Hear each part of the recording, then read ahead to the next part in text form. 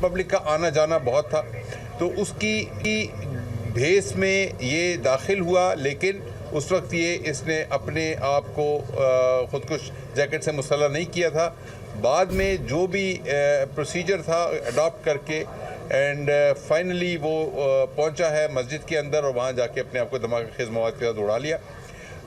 इस हवाले से सिक्योरिटी लैब्स की भी तहकीकात की जा रही है। इंक्वायरी कमेटी मैंने CCPO पेशावर की सरबराही में अलग से बनाई है। नंबर 2, इसकी JIT का वज़ीर आला खैबर पख्तूनख्वा ने ऐलान भी कर दिया है और एक JIT जो है उसकी तश्कील दी जा रही है, जो कि इंटर एजेंसी JIT होगी, जिसमें पुलिस के नुमाइंदे,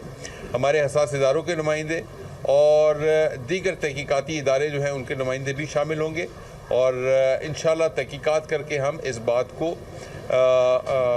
बिल्कुल क्लियर करेंगे कि ये जो ख़ुदकुश हमलावर था इसके सहूलतकार कौन थे, फैसिलिटेटर्स कौन थे, कहाँ से ये आया, किस तरीके से बारूदी मवाद अंदर तक पहुँचा सका और इंशाअल्लाह जो भी इसके किरदार हैं तमाम को कानून के दायरे में लाया जाएगा।